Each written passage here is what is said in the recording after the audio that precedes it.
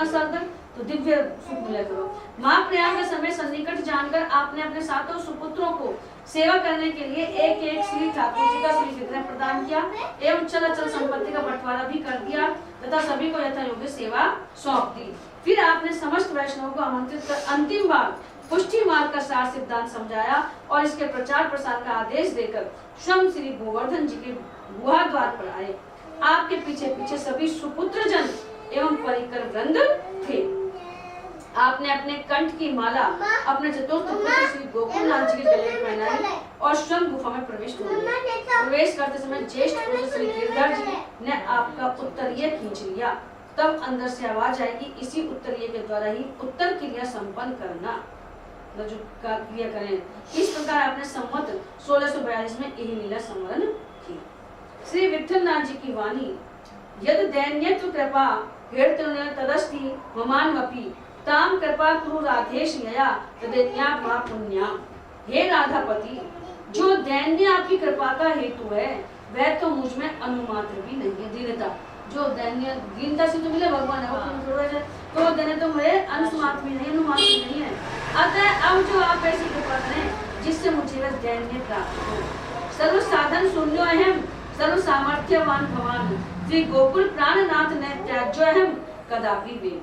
हे गोकुल के स्वामी, मैं सर्वथा सर्व साधनहीन हूँ, परंतु आप सर्व सामर्थ्यवान हैं, अतः मैं किसी भी स्थिति में आपके द्वारा त्याज्य नहीं हूँ, तो मुझे मत त्यागो। यदि तुष्टो असि रुष्टो वा तो मेरे शरणम मम मारने धारने वापी दीना नाम ने प्रभुर गति। हे प्रभु, आप चाहे मुझ पर संतुष्ट हो अथवा असंतुष्ट हो, मेरे लिए तो एकमात्र आप ही अवलंब है, सहारा है।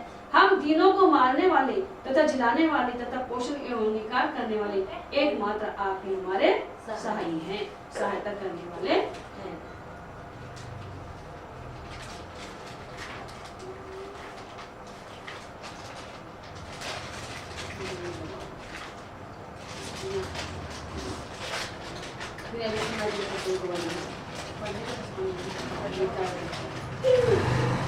अब है भक्त त्रिपुरदास जी।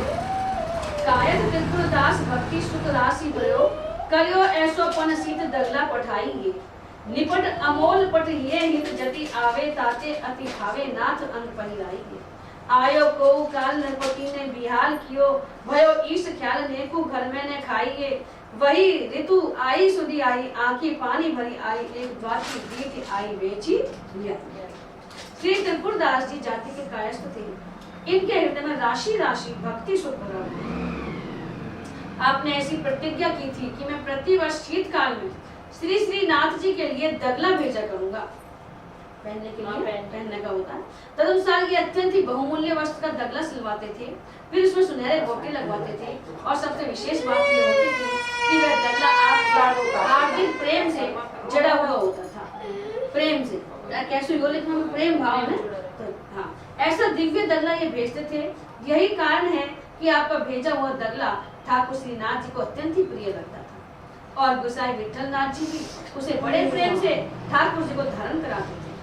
कुछ कालोपरांत आपका ऐसा समय आया कि राजा ने आपका सर्वस्व अपहरण कर लिया, सब कुछ छीन लिया तथा ईश्वर ने भी आपके प्रति ऐसी लीला की कि आप एक एक पैसा और एक एक अन्न के दाने को मोहताज हो गए।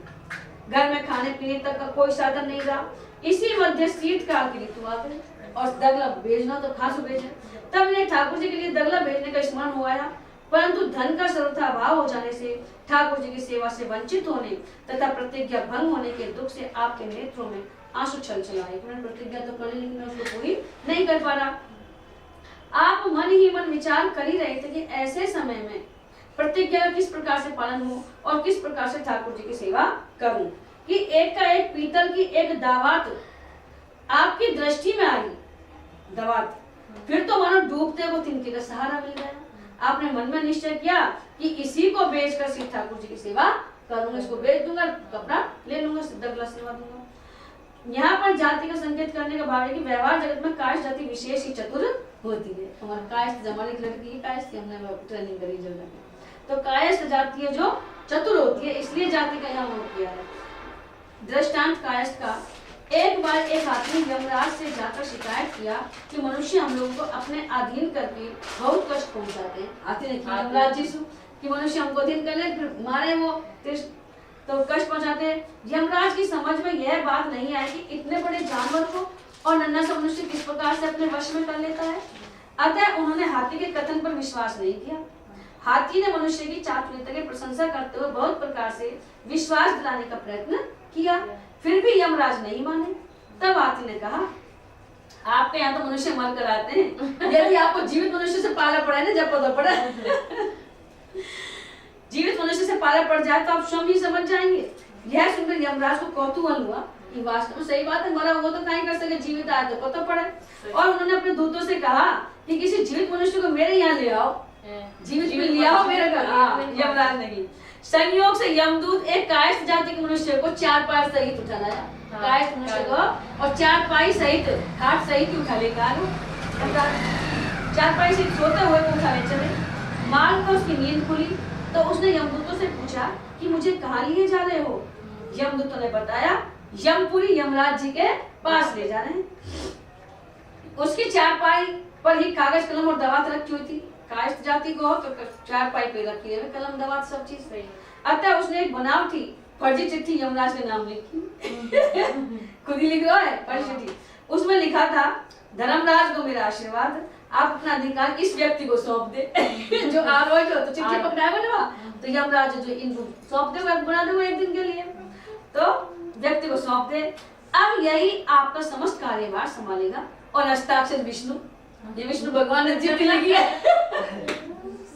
कायस्थ ने बनावटी फर्जी पत्र यमराज जी को दे दिया। यमराज जी ने भक्ति वश, भाई विष्णु भगवान ने जब भेजी है तो उनको आदर करना पड़ेगा। भक्ति वश उस पत्र को सचमुच में ही भगवान विष्णु का ही भेजा हुआ समझा कि भगवान नहीं तो कौन लिखा है इस पत्र ने, भगवान विष्णु ने भेजा हो। और तत्काल ही उस कायस्थ को अपनी गद्दी सौंप दी। परंतु वह कायस्थ से लोक व्यवस्था ठीक से संभल नहीं सकी, चारों ओर अराजकता फैलने लगी।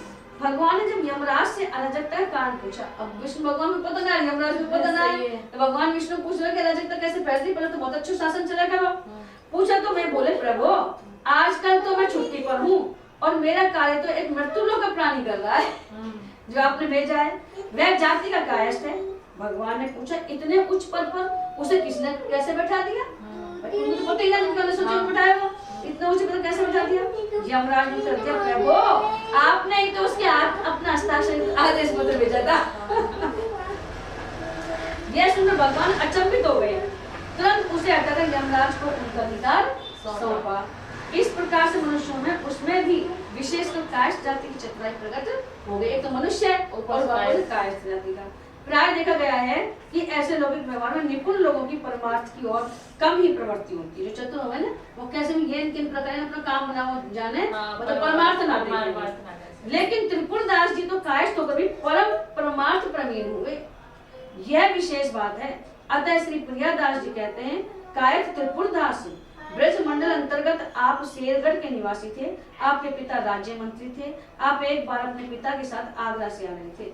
मार्ग में श्री गोवर्धन में ठाकुर श्रीनाथ जी का दर्शन कर आपका मन ऐसा लुभाया कि आपने पिताजी के साथ घर चलने से ही मना कर दिया। आपके पिताजी ने आपको श्री गोवर्धन में श्री श्रीनाथ जी की सन्निधि में ही छोड़कर स्वयं घर के लिए गमन पिताजी जो छोड़ भाई, जब तेरा मन भगवान में लग रहा है तो छोड़ दियो।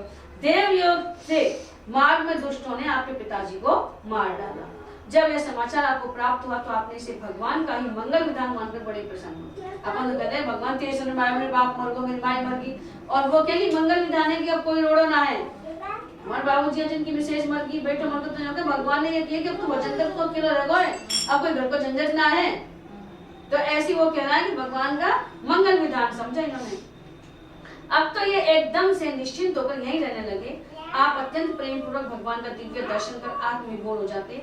इनकी प्रेममयी दशा देखकर श्री वल्लभाचार्य जी ने इनका परिचय पूछा तो ये श्री आचार्य चरणों में साष्टांग दंडवत प्राणिपात पूर्वक बोले, बड़े हो गए, प्रभु मैं मात्र पितरहीन सर्वथानाथ बालक हूँ, कृपा करके आप मुझे अपने श्री चरणों में आश्रय दे ले। यानी मैं तो निराश्रय हूँ, मेरा कोई नहीं है, मुझ दीनहीन को सभी प्रकार से अपना कर सनाथ करें। अधिकारी समझ, गुरु भी जान जाता है शिष्य को, शिष्य भी गुरु को पहचान लेता है। तो अधिकारी समझकर श्री आचार्य प्रभु ने आपको विधि पूर्वक दीक्षा देकर ब्रह्म संबंध कराया। कुछ दिन तक श्री महाप्रभु जी की सेवा में रहकर फिर आप श्री आचार्य चरणों की आज्ञा मानकर पुनः घर को वापस आ गए और यहीं पर ही भक्ति में जीवन व्यतीत करते हुए रहने लगे। इनकी योग्यता पर रीझकर यवन राज ने आपको अपना मंत्री बना लिया। नरपति ने विहाल कियो, राजा को निहाल कर दी उन्हें। इसका कारण यह था कि आप अन्यायी यवन राज की हाँ में हाँ नहीं मिलाते थे। आप नीति धर्मानुसार ही राज्य करते थे। इस कारण आपसे खींचकर यवन राज ने आपका सर्वस्व अपहरण कर लिया है। सर्वस्व अपहरण कर लिया तो ये बिल्कुल सत्य बोले करा, कोई गवाह में नया करा तो इनका सब कुछ छीन लिया यवन राज मुगल शासक का और आपको कैद करके कारागार में बंद कर दिया। रात्रि में भगवान ने यवन राज को स्वप्न में दंड देकर आदेश दिया कि त्रिपुर दास को शीघ्र कारागार से मुक्त कर दो, अन्यथा तो तुम्हारा सर्वनाश हो जाएगा। तब डर के मारे उसने आपको तत्काल ही मुक्त कर दिया। भयो इस ख्याल स्थूल दृष्टि से तो राजा के द्वारा श्री त्रिपुर दास जी का सर्वस्व ही हरण कर लिया गया। आपके घर में खाने तक का ठिकाना नहीं रहा था। परंतु श्री भक्तमाल जी के टीकाकार श्री प्रियादास जी कहते हैं कि भयो इस ख्याल अर्थात ईश्वर ने ही ऐसी लीला की। यहाँ प्रश्न होगा कि भगवान तो भक्तवत्सल है, फिर अपने भक्त के साथ ऐसी लीला क्यों हो? तो इसका बड़ा मार्मिक समाधान स्वयं भगवान श्री कृष्ण ने किया है। यस्यानुग्रहं नामी हरिष्यन्ति तद्दुनम शने तदो धनम त्यज्यतंस्य स्वजनात् दुःखितमे स यदा विदितो योगो निवन्न स्याद् धनया मत्परे कर्मैत्रस्य करिष्ये अनुग्रहम्।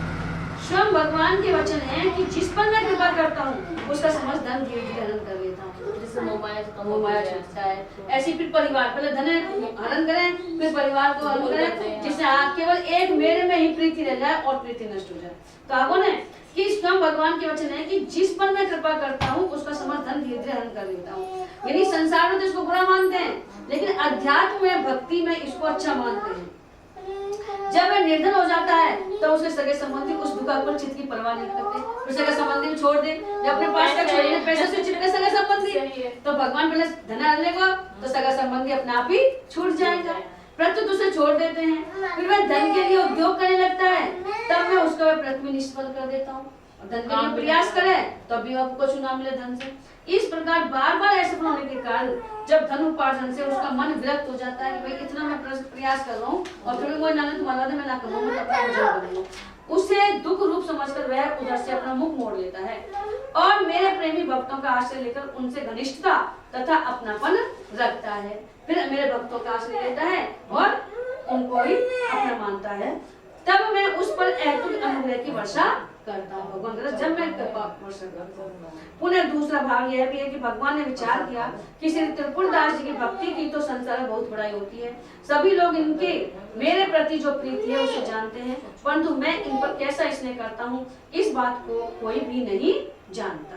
यानी भक्त को तो जान जाए लेकिन भगवान भक्तन पर कितना स्नेह कर रहा है इसको कोई नहीं जानता। इसको वही जान सकता है भक्ति। अतः मेरी बड़ाई कोई नहीं करता। सभी लोग त्रिपुर दास भक्त की ही प्रशंसा करते हैं। अतः श्री त्रिपुर दास जी के प्रति अपने स्नेह को प्रकट करने के लिए ही ऐसी लीला करे। आई कथा में इनके प्रति प्रभु का प्रेम दिखलाया गया है। बेची के बाजार में रुपया एक पायो ताको लायो मोटो थान मात्र रंग लाल गाया। बेच कर एक रुपया लियो और नया थान लाया। अरे क्या वो क्यों हो रहा है? बीजो अनुराग पुनि नैन जल धार बीजो बीजो दिन ताई धारी राख्यो और आइए को प्रभु जन आए सहज दिखाई गई वही मन दियो ले भंडारी पकड़ाई काहू दास दासी के है काम को पे जाऊं लेके विनती हमारी जो गुसाई ने सुनाई। श्री त्रिपुर दास जी ने उस दावात को बाजार में बेच दिया, उससे आपको 1 रुपया मिला और उस रुपया से आपने केवल मोटे कपड़े का एक थान फिर उस कपड़े को लाल रंग में रंगा। हाँ, कहने को वस्त्र केवल लाल रंग में रंगा था पर प्रेम रंग में भी रंगा उन्होंने, परंतु वस्तु तत्व प्रथम तो आपके अनुराग रंग में भीगा, फिर आपके नेत्रों के प्रेमाश्रु धार में भीगा। भगवान की याद में भी दुआ करना चाहिए। फिर वह कपड़ा आपकी दीनता में सराबोर हुआ। दीन भाई यहाँ का तो मखमल का बूटन का बना देते हैं और फिर मेरे पास कुछ नहीं है, मैं दीन हूँ, ना मात है, ना पिता है, ना पैसा है, धन है, ना दौलत है। इस प्रकार निपट अनमोल हो गया था। अब वो कपड़ा बहुत ज्यादा अनमोल हो गया, परंतु फिर भी आपका साहस नहीं हुआ कि ऐसे साधारण वस्त्र को लेकर हम कैसे गोसाई जी के पास जाएं। अतः उसे घर में ही रख लिया। बनवाली पर हिम्मत ना पड़ी कि मैं कैसा ये पुराना मोटा कपड़ा लेकर मैं गोसाई जी के पास जाऊं जो भगवान को पहनाएगा। क्योंकि जब अपन साधारण कपड़ा लेकर एक गोटा कपड़ा लिया तो गोटा क्या पहनाएगा, साधारण रख देगा, नहीं ये अच्छा लग रहा है, लेकिन भाव थोड़ी देखा जाना है। आपने विचार किया कि श्री गिरिराज जी की ओर से कोई आवेगा तो उसके द्वारा भिजवा दूंगा। इसी बीच श्री गोसाई जी का कोई सेवक आपके ग्राम में आया होता। ये सब भगवान की लीला चलती रहे, कोई ना कोई मिला दे भगवान ऐसे। वह सहज ही आपको मिल गया तो आपने मन में विचार किया कि वह वस्त्र इन्हीं के हाथ से ही क्यों ना भिजवा दूं। फिर तो आपने वह वस्त्र उस सेवक को ही देकर कहा कि आप इस वस्त्र को भंडारी जी को दे देना। यद्यपि वह वस्त्र श्री गोसाई जी के किसी दास दासी के भी पहनने योग्य नहीं था। भगवान को तो जब होगा उनका दास दासी इनका भी पहनने योग्य नहीं था, तो भी मुझ दीनहीन के तुच्छ भेंट आप लेते जाइए। परंतु एक बात का ध्यान रखिएगा, मेरी आपसे प्रार्थना है कि इस वस्त्र के विषय में श्री गोसाई जी को नहीं सुनाइएगा। बेची के बाजार श्री त्रिपुरदास जी ने अपने एक सोनार मित्र के यहाँ उस दावात को बेचा। मात्र रंग लाल, इसके दो अर्थ होंगे, एक तो भावार्थ में दिया गया है, दूसरा अर्थ लाल अर्थात नंदलाल ठाकुर जी के प्रेम रंग में रंगा था। वस्त्र रंगते समय आपके हृदय में अपार प्रेम सागर उमड़ रहा था, अतः वस्त्र अनुराग के रंग में भीगा। फिर यह विचार किया कि कहाँ तो मैं प्रतिवर्ष उत्तम से उत्तम वस्त्र ठाकुर जी की सेवा में बेचता था और कहाँ अब हमारी ऐसी दीन दशा हो गई है कि आज मैं मोटा थान भेजने को विवश हूँ। आपके नेत्रों में झरझर अश्रुपात हो रहा था, अतः वह वस्त्र आपकी अश्रुधार से भीगा।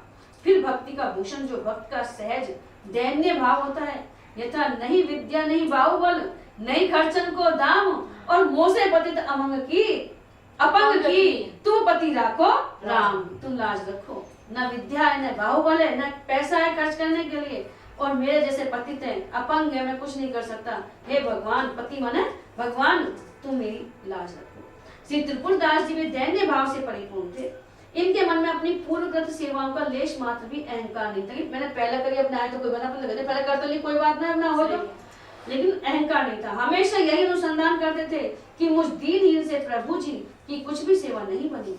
वह वस्त्र आपके इस दैन्य से भी भीग कर अमूल्य एवं भगवान को अति प्रिय हो गया, क्योंकि भगवान को ये तीन वस्तुएं अति प्रिय हैं। भगवान के पास पैसा सोना चांदी सब कुछ है, लेकिन भगवान के पास यही नहीं है, तीन प्रेम है, दीनता है, ये चीज नहीं है भगवान पास।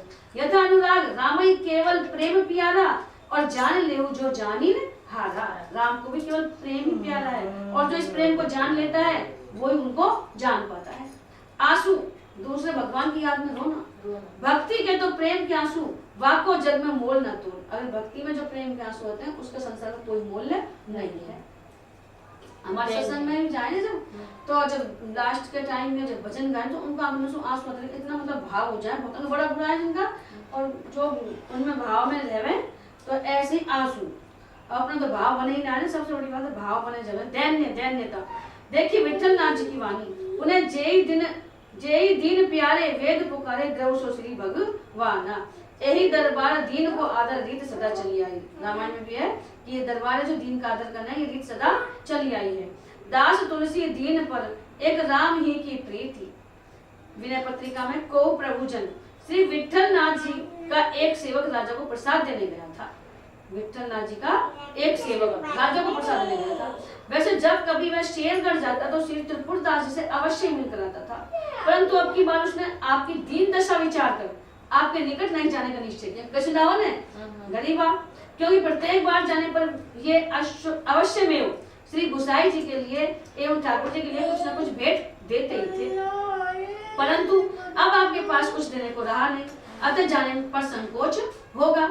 लेकिन श्री भगवत प्रेरणा से फिर उस सेवक के मन में विचार है। पहले तो मना गाली मन में कि भाई कहीं ना सोचे कहीं शर्म आएगी उनको, भाई मैं काहे दूं, लेकिन फिर भी उनको फिर विचार आया कि यदि ऐसे समय में हम नहीं जाएंगे तो यह बात सदा के लिए कहने को हो जाएगी। जब हमारे पास भेंट देने को धन था तब तो श्री गोसाई जी के सेवक हमको दर्शन एवं भगवत प्रसाद देने आते थे, परंतु अब हमारे पास कुछ भी नहीं रहा तो उन्होंने भी हमें त्याग किया।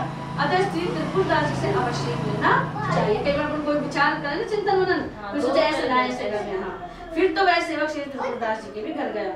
न सुनाइए, इसके दो कारण हैं। जेहि रहीम तन मन दियो, किए ये बिच भौन, तासो दुख सुख कहन की रही बात अब कौन।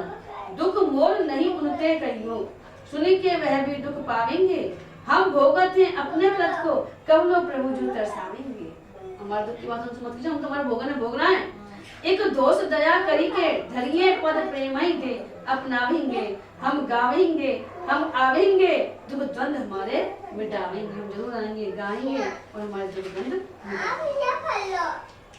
दियोले भंडारी कर राखे, धरी पट वापे निपट सने, नाथ बोले अकुलाए के।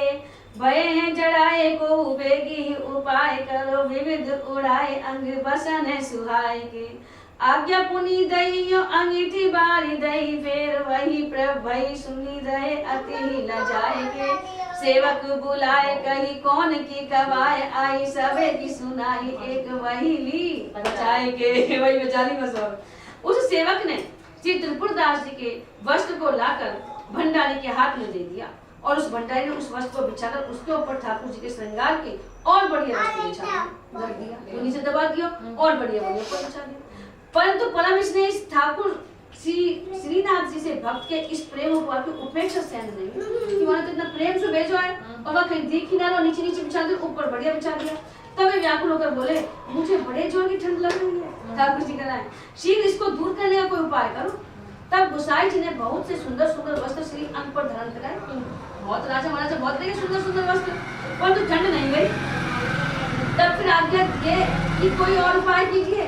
ठाकुर जी ने कि कोई और उपाय करो।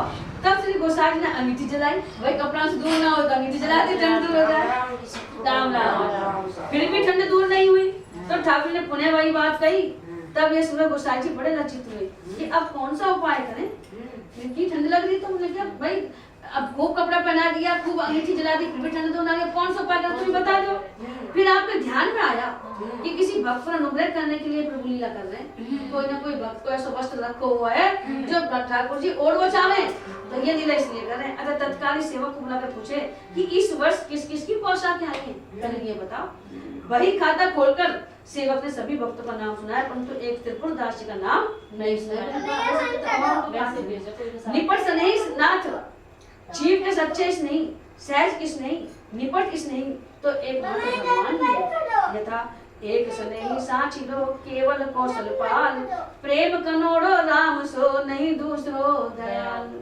तन साथी सब स्वार्थी, सुर व्यवहार सुजान, अर्थ अदम अनाथित को रघुवीर समान। उन्हें सहज सनेही राम सो, टेकियों ने सहज सने, ताते भव भाजन भयो, सुनो अजो सिखावन ए।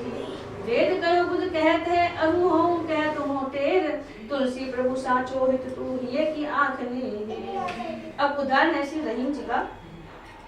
श्री रहीम जी ने सुनाया कि ठाकुर श्री श्रीनाथ जी बड़े ही सुंदर हैं एवं बड़े रिझावन हैं। फिर तो वह सब कुछ त्याग कर फकीरी वेश धारण कर श्री श्रीनाथ जी का दर्शन करने जतिपुरा गोवर्धन आए। परंतु जब दर्शनार्थ मंदिर के जगमोहन में प्रवेश करने लगे तो द्वारपाल ने रोक दिया। उन्होंने मन ही मन बहुत झुंझलाकर कहा, ऐसी साहिबी और ऐसी बेवकूफ। इसका आशय था कि यदि दर्शन की ऐसी चाह थी तो फिर म्लेच्छ शरीर नहीं देना चाहिए।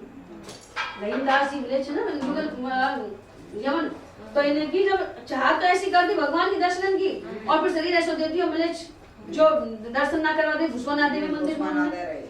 यदि म्लेच्छ शरीर दिया तो दर्शन की ऐसी चाह नहीं देना था, और अगर शरीर दे दिया तो भगवान के दर्शन की चाह नहीं देते। इतनी दूर से तो मैं इनकी प्रशंसा सुनकर राजसूत त्याग कर फकीर बनकर दर्शन करने आया, और ये मुझे पास पटकने भी नहीं देते। उस समय रहीम जी ने यह दुआ कहा, हरी रहीम ऐसी करी जो कमान सर पूर, खेची आपनी और की जान दियो अति दूर।